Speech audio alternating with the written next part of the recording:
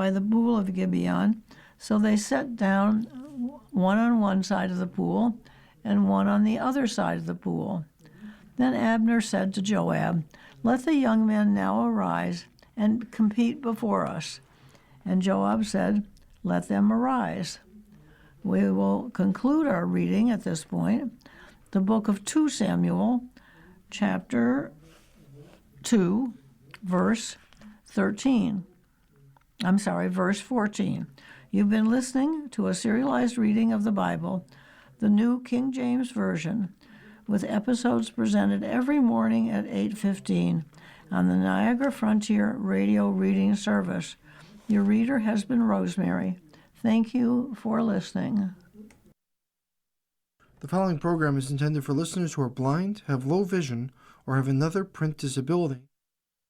The following program is intended for listeners who are blind, have low vision, or have another print disability, which makes reading, holding a book, or turning a page difficult or impossible. The content is copyrighted by the respective publishers. For more information, please visit us on the web at nfradioreading.org. Hello, this is Susan, and for the next half hour, I'll be reading from the May 14th, 2026 issue of the Challenger Community News on the Niagara Frontier Radio Reading Service. First, I'd like to read Construction Manager Selected for Project, the 514 Living Memorial and Healing Center, an enduring tribute. 3 months after the racially motivated Tops massacre on May 14th, 2022, which took the lives of 10 of our community's most valuable citizens, the 514 Memorial Foundation was formed and worked to create the 514 Living Memorial and Healing Center at the corner of Jefferson and Best Street began. This past Tuesday, following a public board meeting, the 514 Memorial Foundation, Inc. Board of Directors announced its selection of a construction manager to continue guiding the construction process of the 514 Living Memorial and Healing Center, voting unanimously for Buffalo Construction Consultants, a local company. The selection of a construction manager, they say, represents a major milestone in advancing the project into the next phase of pre-construction planning, budgeting, scheduling, and overall project development, bringing the team closer to what they've been trying to do for the past couple of years. Having people from Buffalo and Western New York create the memorial was a priority for the board members. What we are looking for is a group that heavily emphasized trauma-informed management and a group that is plugged into the local community, and Buffalo Construction Consultants was that group, remarked Executive Director Chad Houston. The timeline when the memorial will be built has not been set. The Houston Factor. A Buffalo native and Hamlin Park resident, Houston was named Executive Director of the 514 Memorial Foundation last July. His task is to successfully lead the effort to build a living memorial. It's more than just a monument, he told the Challenger. The transformative project will honor the victims whose lives were taken and serve as a space for healing, reflection, and restoration for all those impacted by the May 14th tragedy. Mr. Houston graduated from Howard University in Washington, D.C., with a Bachelor of Arts from the John H. Johnson School of Communications. He went on to earn a Master of Business Administration and Marketing from Canisius College. As a dedicated father of three, he remains an active member of the community, serving as a youth mentor and a proud member of Alpha Phi Alpha Fraternity Incorporated. He is also a founding member of the Upstate Collective, Inc., a local minority business think tank committed to advancing economic empowerment. I was very close to what was happening in the days, weeks, months afterwards, and in the years after the massacre. And the first thing I saw was grief, trauma, shock, disbelief, unimaginable sense of loss, he said during an NPR interview last year. And shortly after, I saw a real spirit of unity and togetherness. The community was forced to lean on each other. So that's what I continue to see in the community, and that's what we want to continue to push out with this project. I feel like the concept of a living memorial is important because it's more than just a stagnant statue of remnants, but more of a call to action and a real resource for our community that's going to last for generations to come. Next, we have 514, a day of service and remembrance. The May 14th observance will begin with a city-wide act of service and end in a community gathering held on East Utica Street between Jefferson Avenue and DuPont Street from 3 till 7 p.m. The 514 Day of Remembrance honored the lives of those lost in the racially motivated May 14th, 2022 tragedy in Buffalo, and this year marks the 4th anniversary. Sponsors of the 2026 514 Day of Service and Remembrance included the John R. Oshai Foundation, Community Foundation of Greater Buffalo, Delaware North National Fuel, Lawley Insurance, CNS Engineers, Hazen and Sawyer, the Gilbane Building Company, Community Access Services, and Northwest Bank. Organizers invited partners to join the growing list of supporters. The 514 Day of Service and Remembrance was divided into 2 parts. Acts of Service and Tops Friendly Market Memorial ceremony was at 9 a.m. The community gathering was 3 o'clock till 7 p.m. It was a free, family-friendly space to reflect, restore, and reconnect with your community on East Utica Street between Jefferson and DuPont. And it featured live music, local food vendors, Kid Zone, Patterson Legacy Lounge in honor of the Hayward Patterson, and more. Next, we have Mental Health Awareness Month, making space for healing. May is Mental Health Awareness Month, a time to bring attention to emotional wellness, reduce stigma, and encourage conversations that too often happen in silence. Here in Buffalo, the month of May also carries deep meaning because of the tragedy that occurred in our city 4 years ago on May 14th, 2022.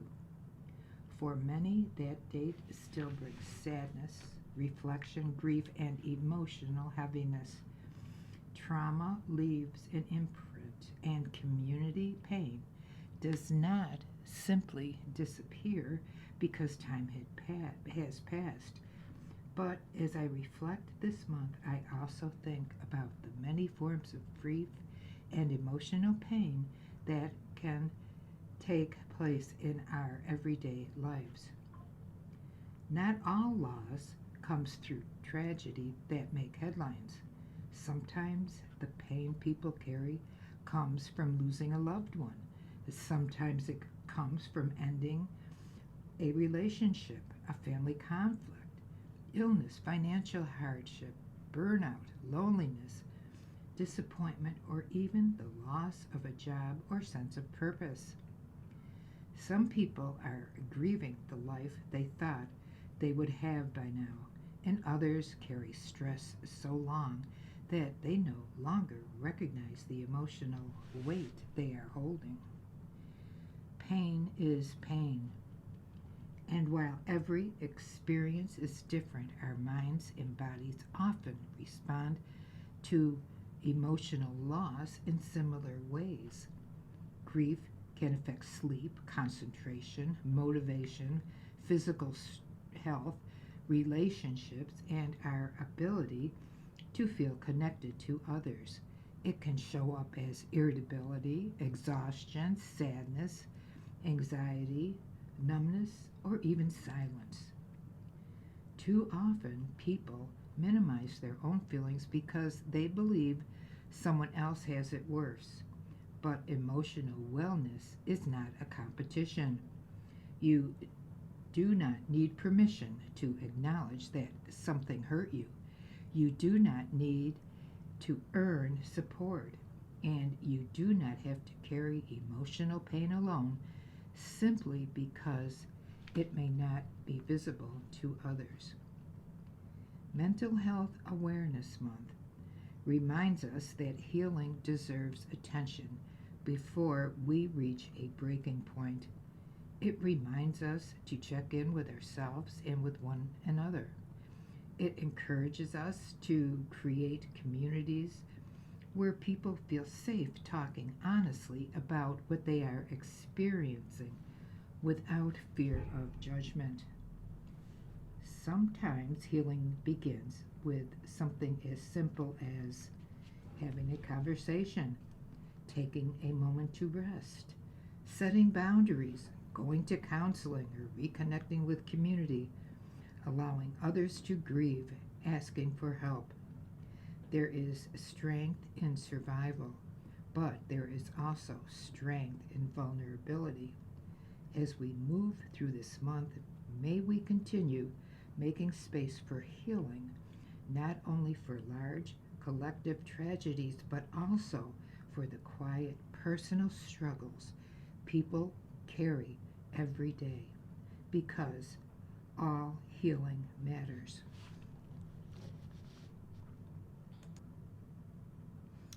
You are listening to a reading of articles and features from the Challenger Community News on the Niagara Frontier Radio Reading Service. Next, we have Don't Miss Diamonds in the Rough, a must-see film documenting the history of black business in Buffalo.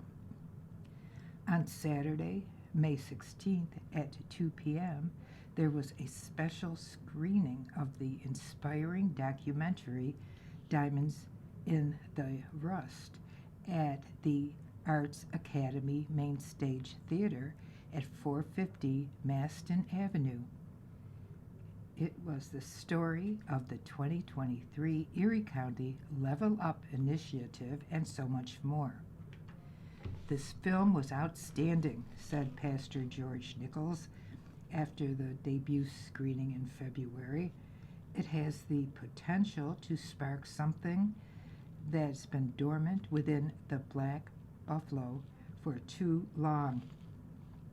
We must be proud of our past and understand what has been done to us, but understand that we have the power to elevate our people to our rightful place in the community. This was fantastic.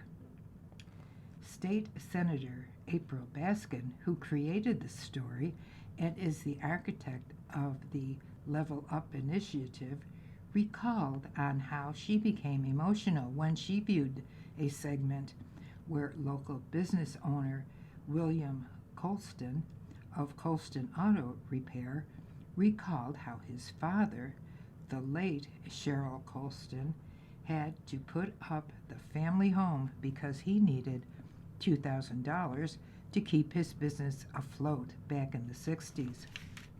And she reflected on the kind of pressure many black businesses in Buffalo are faced with every day, even today, and the courage and fortitude they have continued to exhibit throughout history.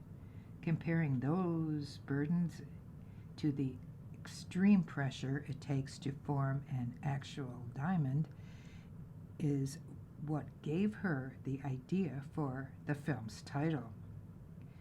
Expertly produced by Scoview TV and FBE Productions, it is one of the most important films ever made regarding the history of black businesses in Buffalo. This film showed me the soul of the city and the potential and talent that it had, said TV host and creator of the Buffalo History Channel producer Doug Ruffin. This film reshapes Buffalo's image tremendously. It shows the talent that we have and the potential that we have for a growing economy in this city.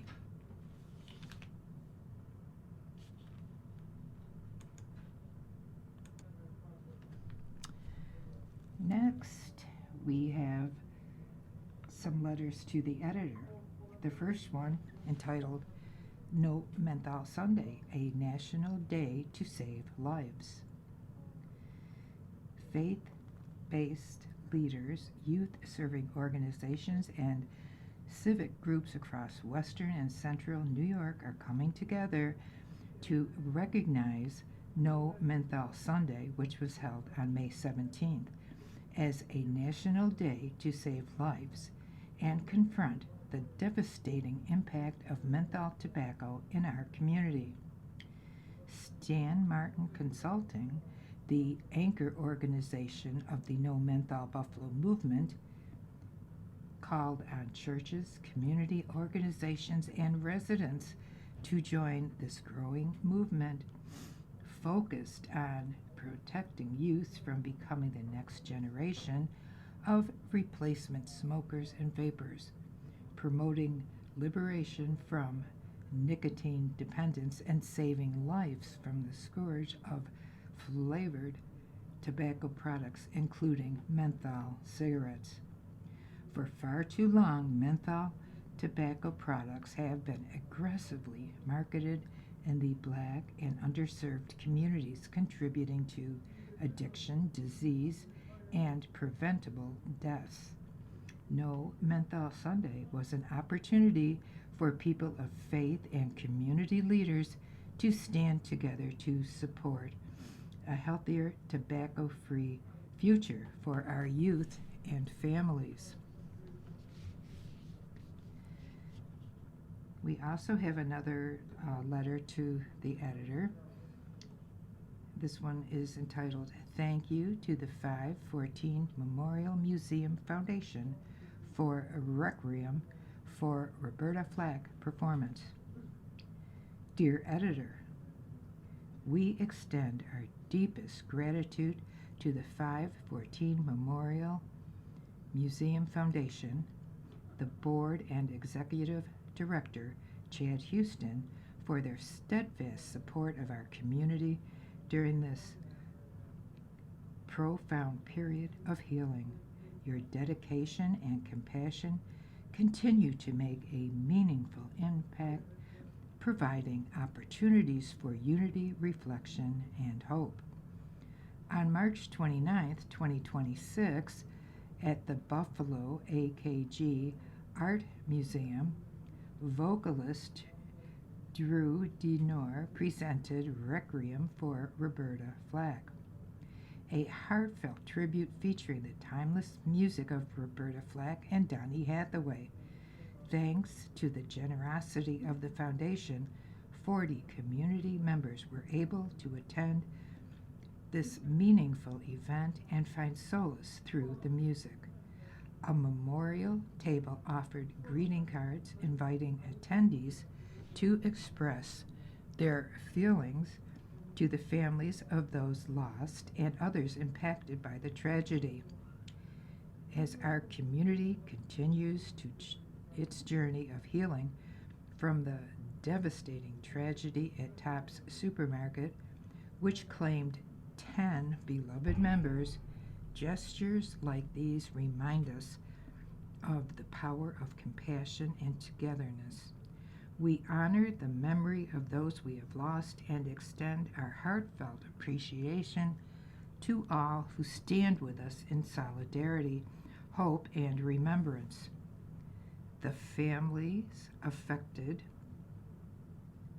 by this tragedy are grateful for the space to grieve and connect with their community during this performance. Research demonstrates that music possesses profound healing power. Scientific evidence shows that music reduces stress, alleviates emotional pain, and enhances overall well-being. Events such as this are vital to community recovery and restoration. This performance provided more than entertainment. It offered a pathway to emotional expression and collective healing during a critical time for our community. We are profoundly grateful for your partnership in creating space for healing. Thank you for believing in resilience of our community and for standing beside us with such grace and generosity. Next, we have the Buffalo Black Caucus is engaging and empowering our youth. I had a few moments to myself last Saturday, so as this lady caught herself driving around the city and looking for an event to attend, to take my mind off how high the prices of gasoline is, I found myself on Jefferson Avenue near Canisius University. I wondered why the streets around the university were so crowded with cars and people until I remembered that Maston District Council member Zanita Everhart was hosting an event she founded called Buffalo Black Caucus. I parked my car and went into the university for two reasons. First, I had pre-registered a few days earlier just in case I woke up Saturday morning and decided I felt like attending the caucus. And secondly, I wanted to compare this Black Caucus to the political Black Caucus events that former council member at large Charlie H. Fisher organized and ran in the early 2000s when he was a sitting elected official. There really was no comparison because whereas Charlie's group seemed to have focused a lot on empowerment and community engagement from a political point of view, Miss Everhart's mission with her group seemed to be wanting to improve and uplift the total person and all aspects of his or her social, emotional, economic, and yes, political environment. One could attend one or several of the workshops and find out valuable information on how to become a home owner, or where it's best to invest one's money, or whether it is better to rent or buy, and when is the best time if one decides to purchase. I went to several of the breakout groups, and they all were received well by the attendees. Also, food and music were on the menu, and DJ Muata did not disappoint. The young people there were polite and upbeat, and I hope the good council member makes this a semi or quarterly annual event. Our youth need a lot more of this kind of community love and intervention. This writer left the university, the home of this year's Buffalo Black Caucus, optimistic and well satisfied. I give it 5 stars. Next, we have Welcome to Light City, changing how the East Side moves. Affordable all-electric car sharing puts more freedom, access, and opportunity in motion. Nearly 1 in 3 Eastside residents lacks access to a personal vehicle, making everyday tasks like grocery shopping and commuting a challenge. At the same time, car ownership continues to grow more expensive, with payments, insurance, fuel maintenance, and parking of exceeding $10,000 a year. A new community-driven transportation option has launched to help change that reality. Light City Car Share, a locally operated all-electric car sharing program, is officially rolling out on the East Side with a mission rooted in mobility justice, economic equality, and clean transportation. Welcome to Light City, says the team behind the initiative, part of the Clean Mobility Buffalo Project led by LISC New York and supported by NYSERDA through the New York Clean Transportation Prices program. In partnership with the software platform ZEV, the service offers 24/7 access to shared vehicles without the financial burden of ownership. Light City model is simple, affordable, on-demand electric vehicles, reservable by the hour, available directly to the neighborhood. Membership is open to anyone 21 or older with a valid driver's license and a credit, debit, or prepaid card. There are no annual fees, and insurance, maintenance, and roadside assistance are included.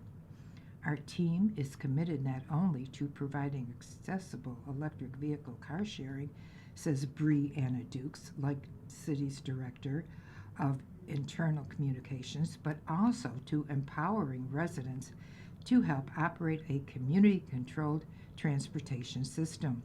We're creating real pathways to worker ownership and long-term economic opportunities. The launch follows a successful community beta program in which residents tested the vehicles and helped shape the system. One participant described the impact: "I haven't had a car in years and rely on the transit system. Errands that used to take an entire day now take a few hours with Light City, and I could get my kids where they needed to go." At launch, Light City vehicles will be available at 3 Eastside locations: Tri-Main Center, that's on Main Street, Buffalo, 368 Sycamore Street, and True Bethel Baptist Church.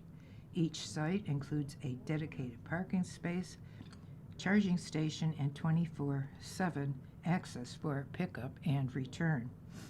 Rates are $5 per hour or $40 per day, designed to offer a flexible, low-cost alternative to car ownership. Light City's Director of External Communications, Sinclair McGuffin, highlights the experience.